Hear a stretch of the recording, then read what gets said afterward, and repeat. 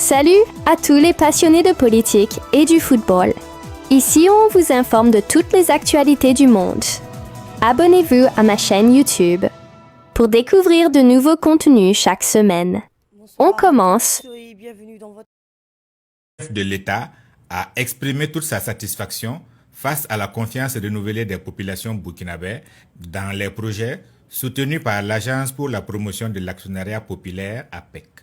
Une démarche audacieuse qui prouve que, grâce à la mobilisation endogène, le Burkina Faso peut bâtir son avenir avec fierté et indépendance. Que les jeunes ici présents, je pense que ils sont un symbole de la résilience donc, du peuple burkinabé. Parce que comme ils ont dit, ça fait 6 ans qu'ils bataillent. Et à notre arrivée, nous avons constaté que le projet souffrait et ils étaient sur le point peut-être d'abandonner. Nous avons décidé de les aider à relancer le projet parce que ça va en droite ligne avec nos aspirations qui est l'entrepreneuriat communautaire à travers l'actionnariat populaire. C'est ce qui a amené donc l'État burkinabé à travers le FBDS et l'APEC à prendre des parts jusqu'à hauteur de 57% pour les aider à pouvoir donc concrétiser leurs rêves. Et aujourd'hui, c'est une réalité, nous ne pouvons que les féliciter et dire à toute la jeunesse de prendre leur exemple. C'est un symbole de résilience, ils ont cru, ils ont développé et aujourd'hui, c'est une satisfaction. Cette deuxième usine, comme celle de Bobo Dioulasso, est portée par la société coopérative avec conseil d'administration Bâtir l'avenir.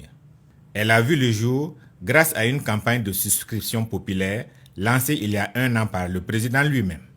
Le président du conseil d'administration a exprimé sa gratitude envers le chef de l'État. C'est la résilience. Comme ce que le capitaine a dit, c'est un symbole de souveraineté, c'est un symbole de résilience.